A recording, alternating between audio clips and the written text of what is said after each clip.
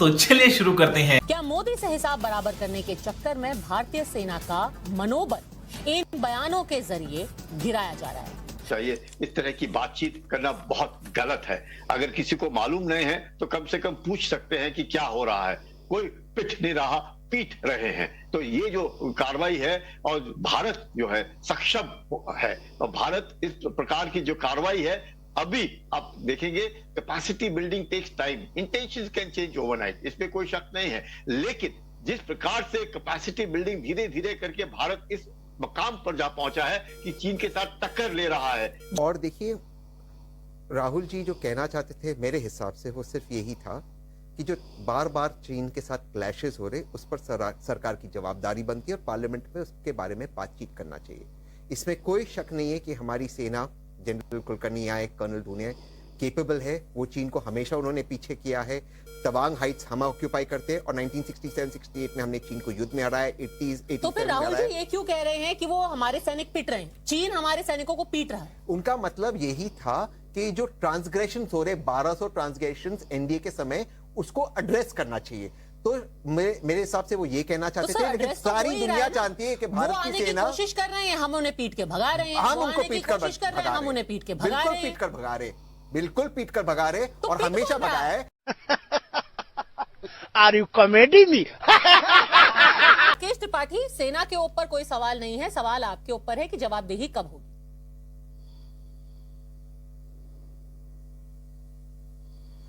देखिए पद्मजा, 100 दिन से पैदल चलते चलते लगता है कि राहुल गांधी अब अक्ल से पैदल हो गए।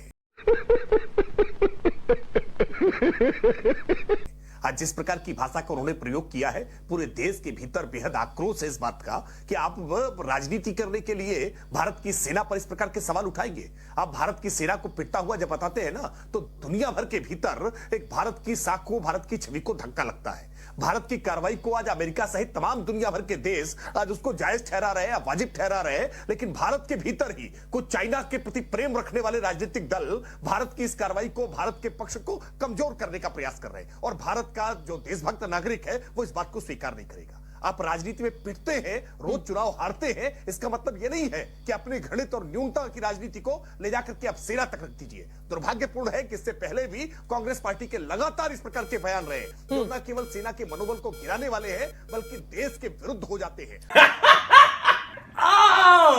अनिल साहब का बहुत सम्मान करते हुए उन्होंने जितनी मासूमियत देखी है ना राहुल गांधी में, वास्तविकता में उतनी मासूमियत राहुल गांधी में है नहीं।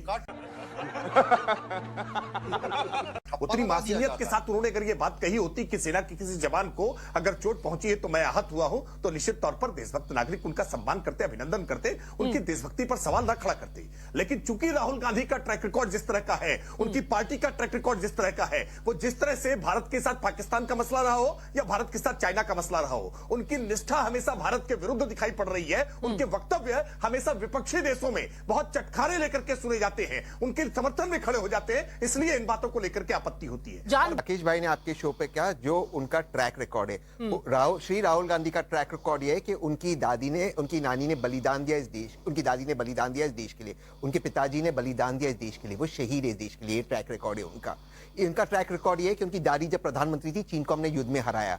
उनका ट्रैक रिकॉर्ड है कि उनके पिताजी जब प्रधानमंत्री थे, चीन को पीछे जानी पड़ी, चीन को मुंह की खानी पड़ी। आपका ट्रैक रिकॉर्ड बता दूं, जब एनएसजी की 26/11 में लड़ रहे थे पाकिस्तानी आतंकवादियों के खिलाफ, वहां पे गुजरात के मुख्यमंत्री में जब 71 की बात करते हैं तो आप 62 की भी बात क्या कीजिए ना। मैं 71 की नहीं, मैं 67 की बात कर रहा हूँ। 71 तो हम जीते और आज 71 विजय दिवस है। हमें इंदिरा जी आप 71 कह रहे हैं कि आप 71 में कह रहे हैं कि कांग्रेस का ट्रैक रिकॉर्ड है कि उन्होंने बांग्लादेश, पाकिस्तान के 2 टुकड़े किए, ये उनका ट्रैक रिकॉर्ड है। और वही पाकिस्तानी के आतंकवादियों के सामने रिकॉर्ड में आता है ना सर, ट्रैक रिकॉर्ड में 62 भी आता है ना, ट्रैक रिकॉर्ड में अक्सई चिन्ह भी आता है। और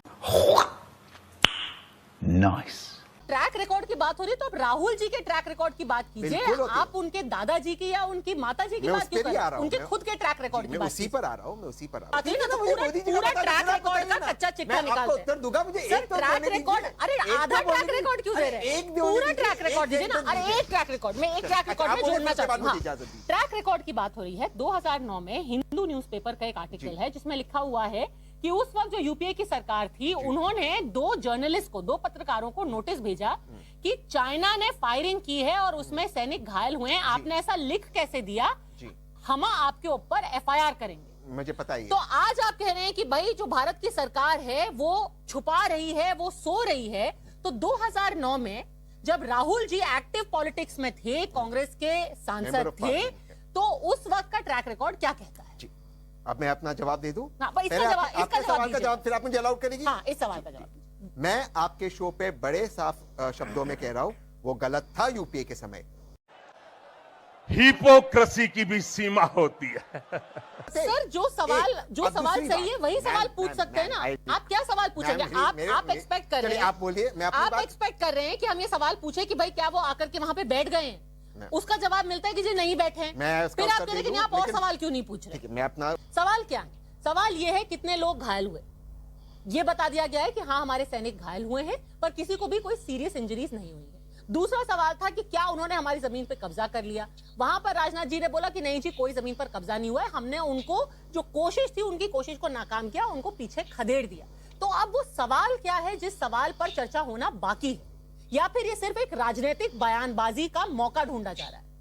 62 की रिपोर्ट है, जो कारगिल की रिपोर्ट है, वो इसलिए नहीं रिवील की गई क्योंकि इसके अंदर कुछ संवेदनशील बातें हैं जो आप पब्लिक में नहीं ला सकते हैं कर्नल धूल।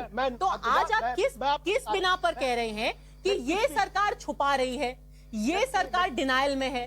आते हैं जो सुरक्षा से जो के दायरे में आती है, कम से कम इस वक्त और खासकर ऐसे वक्त में बात करना, शक करना, सर्जिकल स्ट्राइक को सर्जिकल स्ट्राइक कहना, या बालाकोट हुआ ही नहीं ये कहना, इस तरह की बातें करना, या बार बार ये कहना कि चीन के तो 4 ही गए, हमारे भी, अरे सब कोई कह रहा है चीन के कितने लोग मारे गए। अब उसके बाद अब इसमें पिटा या पीटना, ये मुझे लगता है this kind of hair splitting is not done. और चर्चा बेशक होनी चाहिए, पर सकारात्मक चर्चा होनी चाहिए। राजनीतिक चर्चा और सकारात्मक चर्चा, तथ्यात्मक चर्चा में बहुत फर्क है। जनरल पीएम कौन है? यू आर एब्सोल्युटली राइट कि 20 जवानों की जानें गई, लेकिन ये किसी की गलती नहीं कि जान चली गई। इट इज बिकॉज वहां पे जो लोग देखते चले गए कि चाइना गलवान से पीछे हटा या नहीं हटा, वो तंबू कहाँ था? जनरल कुलकर्णी साहब, जनरल साहब, क्या इस पे बहस होनी चाहिए कि नहीं बहस होनी चाहिए? क्या ये तथ्य सामने आने चाहिए कि नहीं आने चाहिए? पर आप तथ्य मैं बता भी दूंगा तो आप क्या कर लेंगे? नहीं, मैं आपको तथ्य बता भी दूंगा।